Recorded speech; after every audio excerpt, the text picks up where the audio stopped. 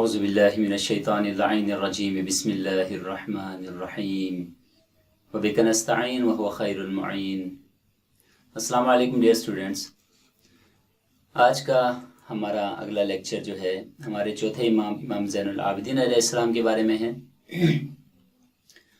تو زیادہ تر معلومات آپ لوگوں کو ہوں گی امام زین العابدین علیہ السلام کے بارے میں، لیکن آج ہم آگے کچھ سیکھتے ہیں اس کتاب سے اور کوشش کرتے ہیں کہ ان کے سوالوں کے جوابات بھی آپ لوگوں کو اچھی طرح سمجھایا جائے۔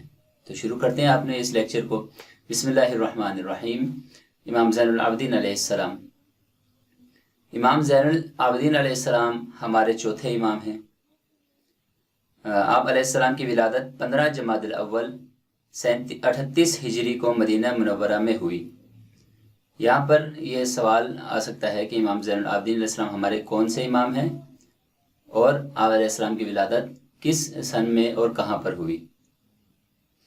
آپ علیہ السلام کے والد حضرت امام حسین علیہ السلام نے اپنے تمام فرزندوں کے نام اپنے والد حضرت علی علیہ السلام کی محبت میں علی اور تمام بیٹوں کے نام اپنی بیٹیوں کے نام اپنی والدہ حضرت فاطمہ زہرا سلام اللہ علیہا کی محبت میں فاطمہ رکھا تھا۔ امام زین العابدین علیہ السلام کی والدہ کا نام جناب شہر بانو تھا۔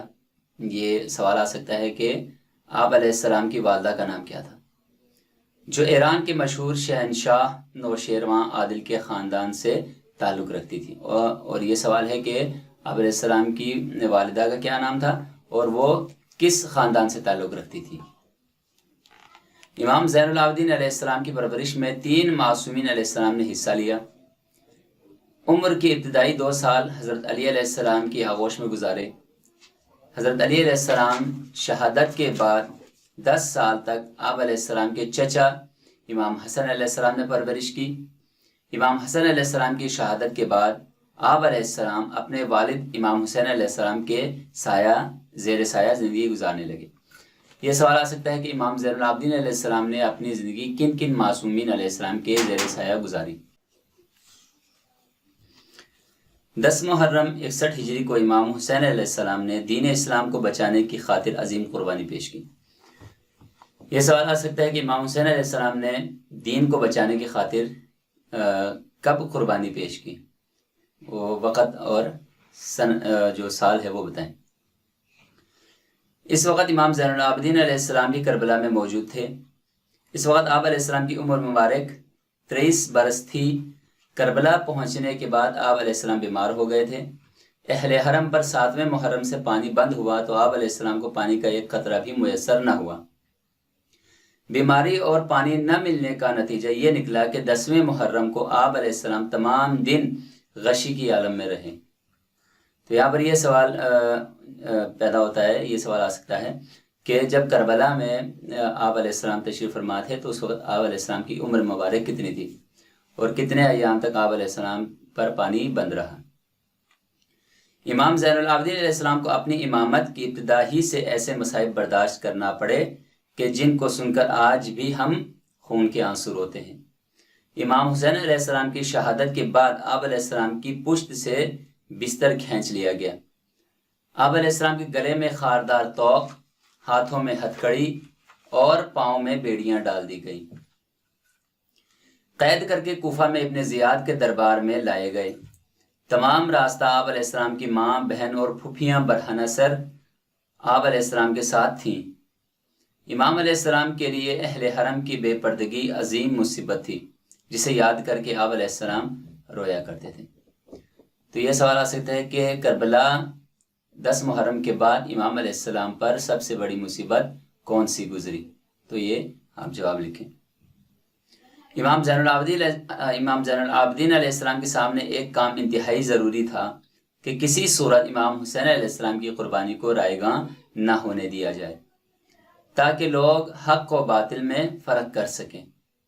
اس حقیقت کو واضح کرنے کے لیے آپ علیہ السلام اور جناب زینب سلام اللہ علیہا نے کوفہ اور شام کے درباروں اور بازاروں میں بے مثال خطبات دیے۔ ان خطبات کی وجہ سے یزید کا کردار لوگوں کے سامنے واضح ہو گیا۔ یہاں پر یہ سوال آئے گا کہ امام زین العابدین علیہ السلام اور بی بی زینب سلام اللہ علیہا نے امام حسین علیہ السلام کے مقصد کو زندہ کرنے کے لیے کیا اقدامات کیے۔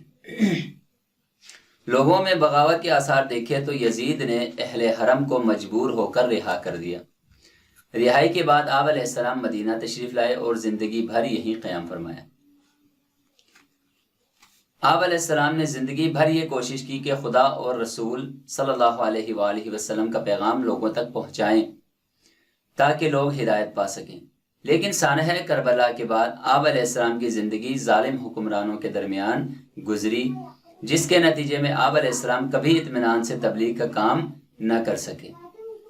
چنانچہ آپ علیہ السلام نے دین کا پیغام دعاؤں کی شکل میں لوگوں تک پہنچایا۔ یہ دعائیں صحیفہ کاملہ نامی کتاب میں موجود ہیں، جن سے لوگ آج بھی فیض حاصل کر رہے ہیں۔ تو سوال یہ آ سکتا ہے امام زین العابدین علیہ السلام نے اپنی زندگی میں لوگوں کو کس طرح تبلیغ کی، یہ سوال آئے گا۔ ان دعاؤں کے ذریعے امام علیہ السلام نے جو تعلیمات اسلامی ہم تک پہنچائی ہیں، ان کا عملی نمونہ آپ علیہ السلام زندگی بھر اپنے کردار کے ذریعے پیش کرتے رہے۔ آپ علیہ السلام نے ان دعاؤں میں جہاں لوگوں کو اللہ کی عبادت کی طرف مائل کیا، وہاں آپ علیہ السلام کی اپنی عبادت کا یہ عالم تھا کہ دن اور رات میں 1000 رکعت نماز پڑھتے تھے اور کثرت سے خدا کو سجدے کرتے تھے۔ اس لیے آپ علیہ السلام کو زین العابدین اور سید الساجدین کے القاب سے یاد کیا جاتا ہے۔ یہ سوال آئے گا کہ امام زین العابدین علیہ السلام کو زین العابدین یا سید الساجدین کیوں کہتے ہیں؟ یہ امام زین العابدین اور سید الساجدین کا مطلب کیا ہے، یہ بھی ایک سوال آئے گا کہ زین العابدین اور سید الساجدین کا کیا مطلب ہے۔